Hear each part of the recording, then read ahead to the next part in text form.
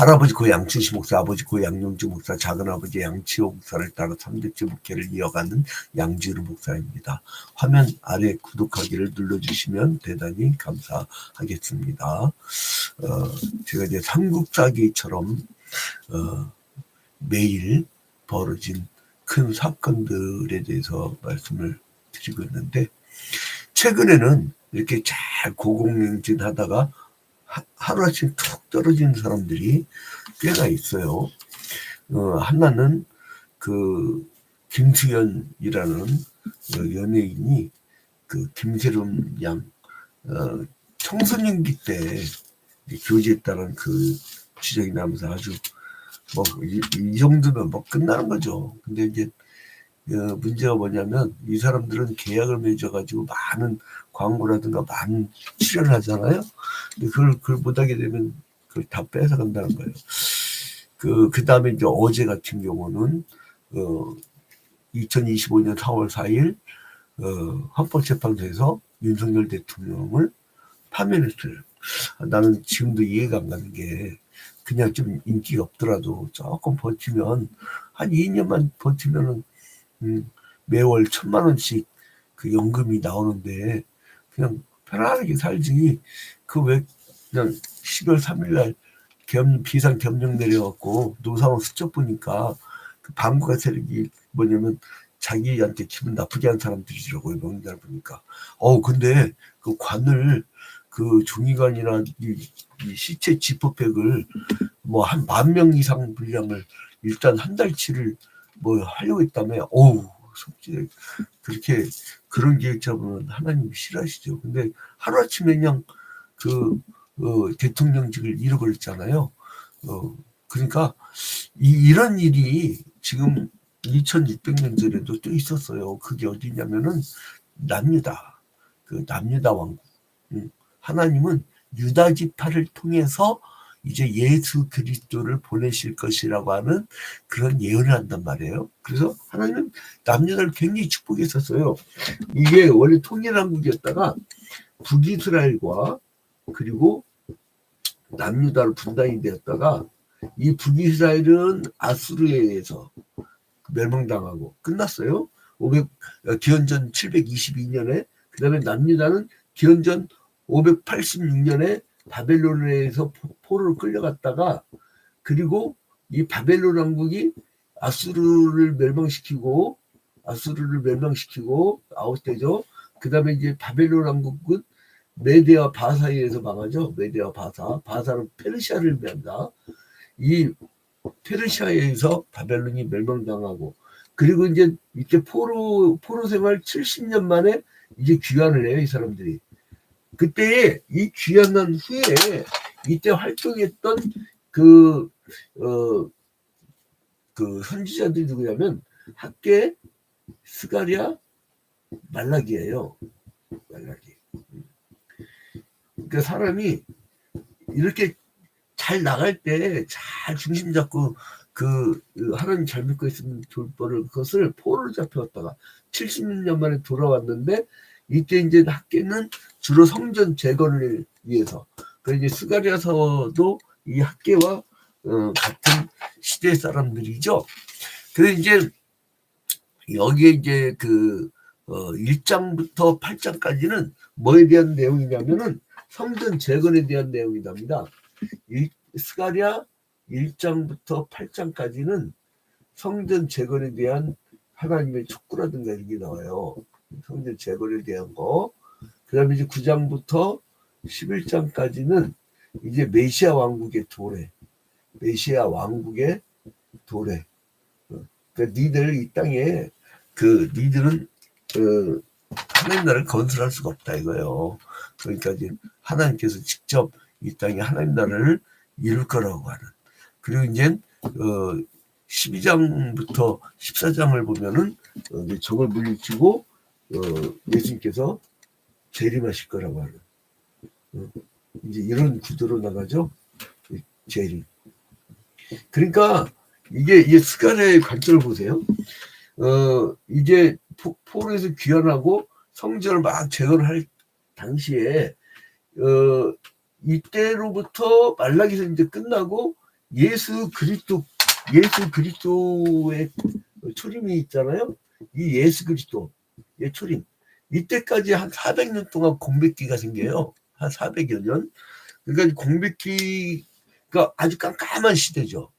이때 제가 이제 아무래도 역사하고 일반 철학도 이렇게 같이 전공을 했었기 때문에 이걸 대비를 해보면요. 이 깜깜한 그 시기에 말씀이 침묵한 시기에 말씀이 침묵하니까 희한한 게 뭐냐면요. 이때 소위 말하는 4대 성인이라는 거 있잖아요. 아까 나 마음에서 나중에 들어는 이때 소크라테스하고 공자하고 막 이런 사람들이 막 나타나요. 그 아무튼 이제 그거는 나중에 제가 그 역사학이나 철학할 때 말씀을 드리겠고, 아무튼 이 예수 그리스도의 초림까지 내다보고 메시아의 노래. 근데 더 어디까지 바라보냐? 우리가 지금 살고 있는 시대, 우리가 살고 있는 21세기를 넘어서 재림 때까지 내다보는 거예요. 그러니까 이 시야가 얼마나 넓습니까? 시야가. 그래서 이제 스가랴서는요, 바벨론으로부터 돌아가지고 성전 재건을 하게 되었지만, 솔로몬 성전, 그러니까 이전에 솔로몬 성전을 지었을 때, 이때는 이제 스룹바벨의 성전 아니에요. 재건하는 성전은 3번 지어지는데, 첫 번째는 솔로몬 성전, 하나는 포로의 스룹바벨 성전, 그 다음에 예수 직전에 헤롯 성전. 그러니까 3번 이렇게 지어지는데, 근데 바벨론 돌아와서 보니까 성전 재건을 하게 되었지만은 솔로몬 성전과 비교할 때 그 규모가 너무 작아서 실망을 하게 돼요. 그 이스라엘 백성들에게 비록 작은 성전이지만 이 작은 성전의 시작은 그러니까 앞으로 오실 위대한 메시아 왕국에 대한 약속이라는 것을 보여주는 거예요. 그러니까 여러분, 비록 우리가 초라하고 우리가 겨자씨만큼 겨자씨 이만해요. 아주 조그매. 그만한 믿음이라도 할지라도, 그만한 곳이라 할지라도 이미 미가서 스가랴서 임대서 계속 예언한 것처럼 베들레헴 작은 성읍에서 거기서 메시아가 나오잖아요. 그리고 나귀 새끼를 타고 오시고 이제 그래서 이제 이 스가랴는 이스라엘에 대한 하나님의 영적 회복은 성전을 중심으로 이루어진다는 거예요. 그 성전이라고 해서 이제 솔로몬 성전, 스룹바벨 성전, 헤롯 성전 있지만, 근데 이거는 구약 시대까지야. 이제 구약 시대까지고, 구약 시대는 성전이 뭐라고 했어요? 구약 시대는 성전이 건물이었어요. 건물. 왜냐? 그 건물을 중심으로 해서 하나님 백성들이 이렇게 모이잖아요. 근데 이 신약 시대로 들어오게 되면 신이 우리 인간의 몸을 입잖아요. 성전이라는 것은 신의 임재를 의미하는 것 아니에요? 그래서 신이 우리의 몸으로 왔기 때문에, 인간의 몸으로 왔기 때문에 이때부터 이 성전은 몸이 되는 거예요. 몸. 차원이 다르죠. 그래서 이 몸이 모이는 곳이 교회가 되는 거예요. 그리고요, 그 건물 보면 예배당, 교회당 이렇게 하는 게 정확한 용어입니다. 그래서 이제 스가랴가 이렇게 쓴 목적은 뭐냐면 이스라엘의 남은 자를 격려하고요, 영적 이스라엘의 남은 자까지 막 격려해 주려고.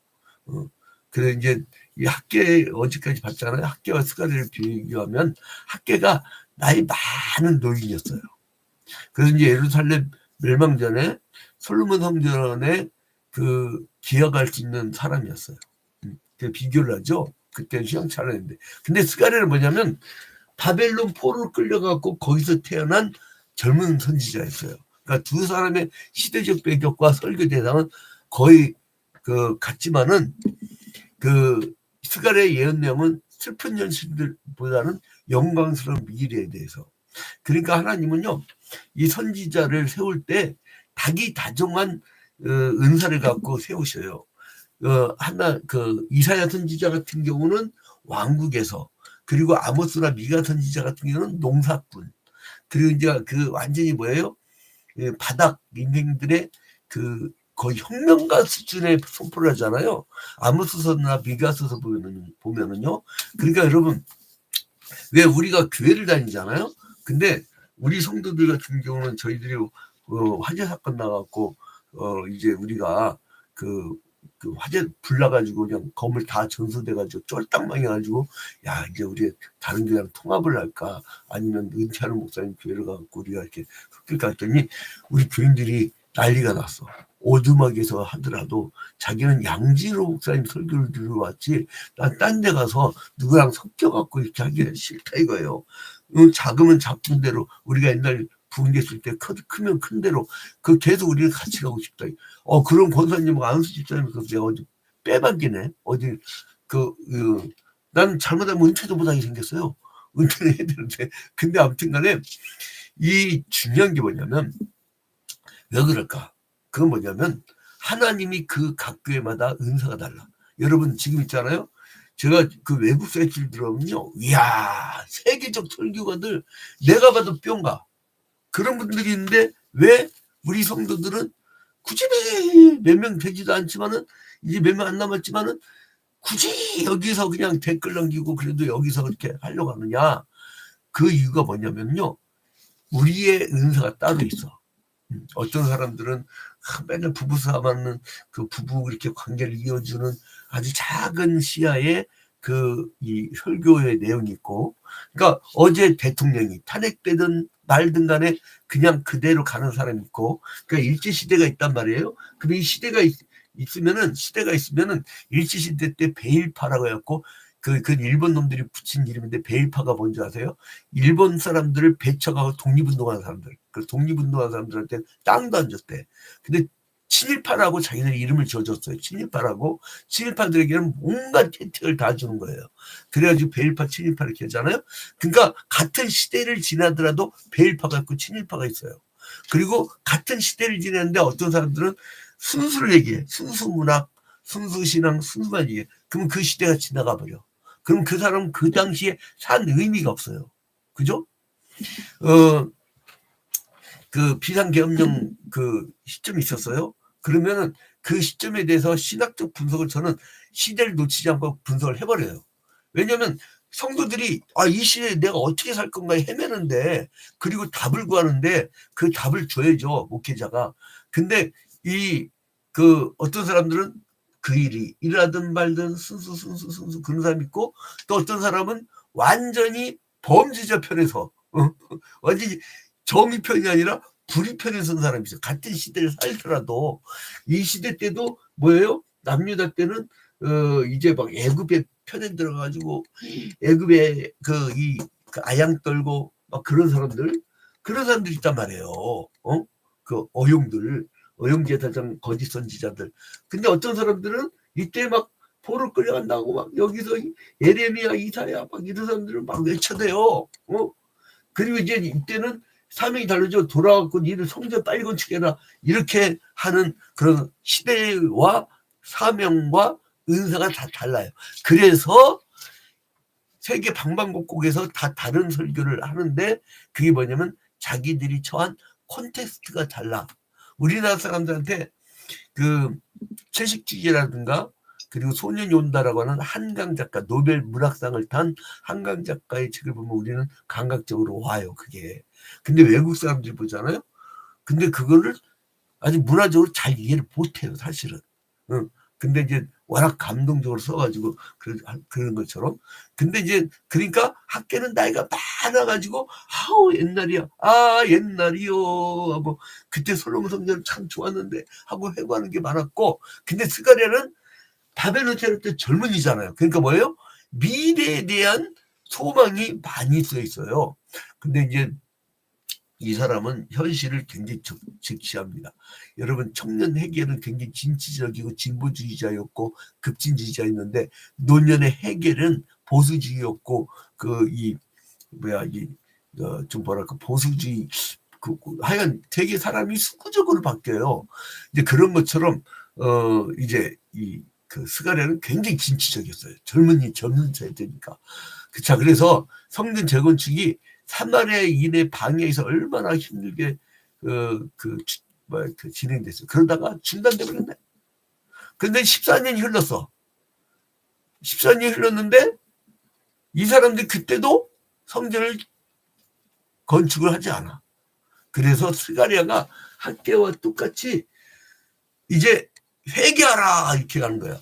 그러니까 스가랴는 젊은 층들은 듣는데, 응? MZ 세대들은 들어주는데, 이 학교는 태극기 부대가 듣는 거야. 태극기 부대, 늙은이들, 응? 늙은이들, 이 학교는. 그러니까 이제 하나님은 시대에 따라 달라요. 또 제 메시지를 있잖아요. 아주 부유하고, 그리고 불의의 편에 서고, 어용제사장 거짓 선지자 말만 계속 들었던 사람들이 그런 사람 듣잖아요. 그럼 제 설교를 못 듣게 돼요. 왜냐면 그 성경에서 예언자들이 얘기한 대로 그대로 해버리니까. 아니, 선지자가 그 시대에 욕하는데 어떻게 해요? 욕을 해줘야지. 성경이 가는 대로 가면 돼. 나는 뭐 내가 뭐 당신들한테 뭐 돈 받고 살 것도 아니고, 사람이 떡으로만 살 것이 아니라고 했는데, 하나님 말씀, 입에서 나오는 말씀으로 먹고 산다는데.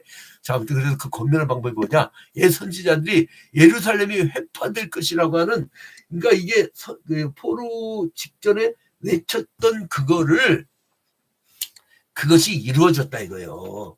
파면 블로그가 70년 만에 돌아왔지? 그 봐라. 이제 그게 이루어졌지 않느냐.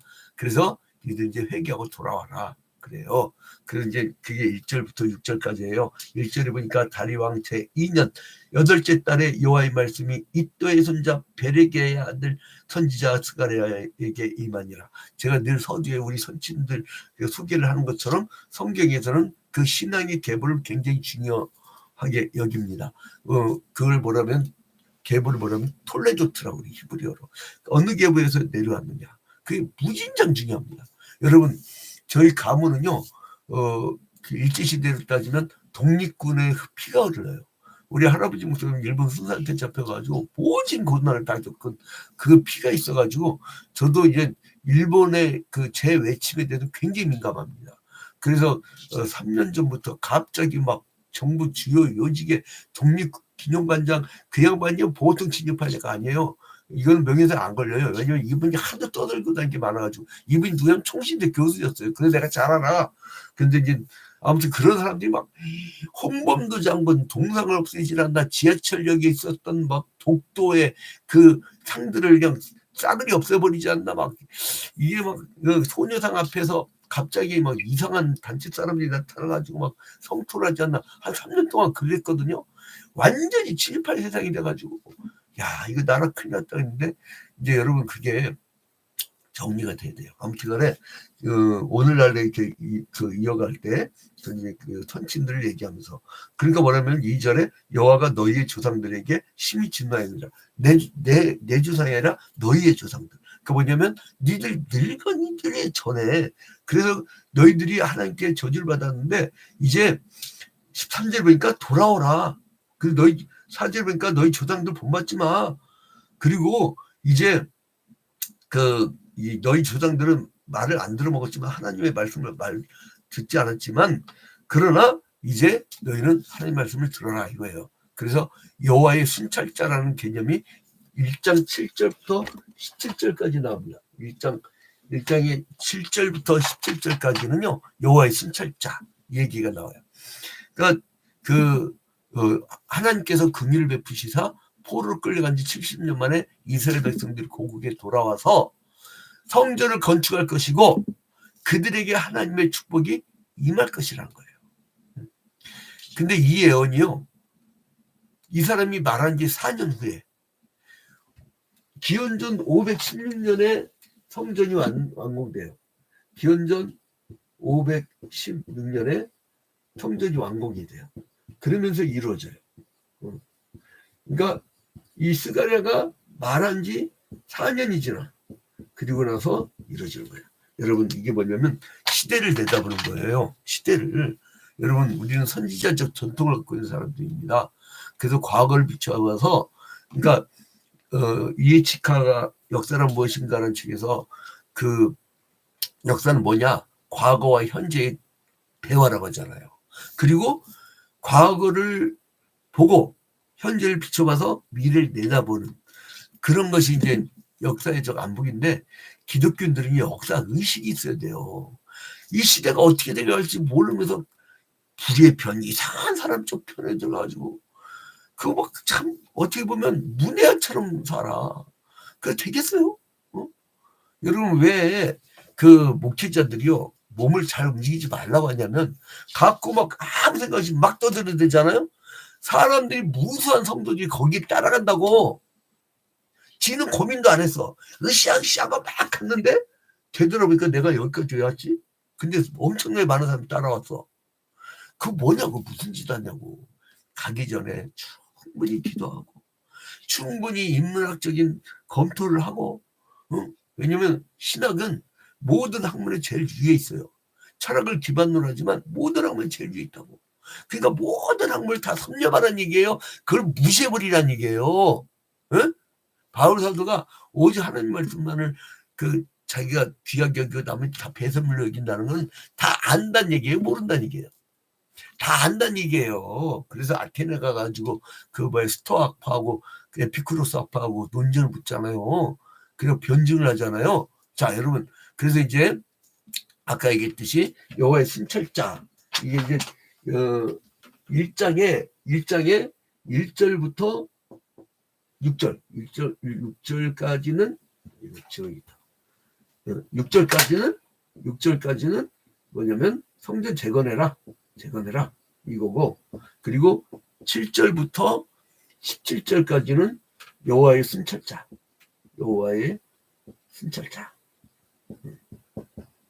자, 그 다음에 어떤 내용이 나오는 거 아니? 그 18절부터 21절까지는 여호와의 대장장이. 그러니까 4개의 열국불과 그리고 대장장이 이야기가 나옵니다. 이렇게 이제 이야기가 막 전개되는 거예요. 자, 이제 거의 후반부로 왔습니다. 이제 내용 끝나갑니다. 자, 이제 유다와 이스라엘이 온 이스라엘과 예루살렘을 해친 4개의 뿔, 그 4개의 대장장이가 그 뿔들을 떨어지게 될 거란 거예요. 예루살렘을 해쳐버린 그 4개의 뿔을 4명의 대장장이가 이렇게 물리쳐버릴 거예요. 물리쳐버릴 것이다. 그 내용을 하고, 자, 이제 그렇게 해서 내용이 맞춰지게 되는데, 자, 이제 결론을 맺도록 하겠습니다. 그래서 이제 이 스가랴에서 그 오늘 우리가 봤던 말씀의 내용은 뭐냐면, 결국은 이제 메시아가 오실 것이라고 하는 그거를 얘기하기 전에 과거의 역사를 얘기하고 현재를 얘기하는 거예요. 그래서 우리가 이 구도를 잘 이해를 해야 됩니다. 그렇게 이해를 하고 나면 스가랴서가 보여요. 그러니까 스가랴서는 메시아를 예언함에 있어서 이제 이사야 선지자와 같다고 할 정도로 메시아의 초림과 재림에 대해서 많은 예언을 하게 돼요. 그래서 이제 이 스가랴는 그리스도에 대해서 또 예표적인 표현들을 많이 하지요. 그래서 이제 이 스가랴에서는 성전 건축을 권고하면서도 성전 재건 후에 주어질 미래적 사건, 여러분 좀 역사의식을 갖고 미래를 좀 제대로 볼 수 있는 눈을 가집시다, 제발. 응? 거기 따라가면 망할 짓만, 불의한 사람들 막 그런 쪽으로 가는, 그게 그래서 어느 시대나 어용 제사장하고 거짓 선지자는 항상 있었어. 내가 요즘 시대를 보면서 이 얘기는 안 하고 넘어갈 수가 없어. 왜냐하면 사람들이 자꾸 구분을 못하고 똑같이 욕을 해. 아니, 교단에서 면직당한 인간들하고 이단성 시비 때문에 논란이 일어나서 난리에 난 그런 목사들이 앞에 나가서 광주에 떠들면서 그거를 정통 목사들하고 비교를 하고 있으니 이걸 얘기를 안 해요? 나한테 막 엄청난 항의가 들어온 거 알아요? 나는 조용히 막 어떤 그 대상자 목사님이 호텔을 불러가지고 그냥 거기 준 협박을 하는데, 아무튼 간에 오늘 사는 우리가 이 스가랴처럼 이제 그 시대에 대해서 촉각은 촉구해야 됩니다. 그러면서 뭘 하냐면 나중에 니들 망하게 했던 그 왕국이 있지 않느냐? 근데 나중에 대장장이 와서 니들을 쳐버릴 것이다. 자, 여러분, 이 미래를 내다보는. 그래서 지금 우리 시대는 이 시대잖아요. 21세기. 우리는 재림의수를 내다봐야 돼요. 재림의수. 여러분, 다 지나갑니다. 어쩌고 우리나라 한국 기업들이요, 평균 수명이 23년이에요. 23년. 내가 막 그냥 그 인류대학 나고 내가 좋은 회사 들어갔다고 막 응? 그거에 얼마 못 가요. 그러니까 왕국 바벨론 90년밖에 못 갔어. 난 세계 최고의 국가야. 막 니들 말 들어. 막 그거 몇십 년 갈지 몇백 년 갈지 몰라. 교만하지 말고 구속사적 눈으로 재림의 수를 기다리는 그 거대한 시야를 갖는 우리 그리스도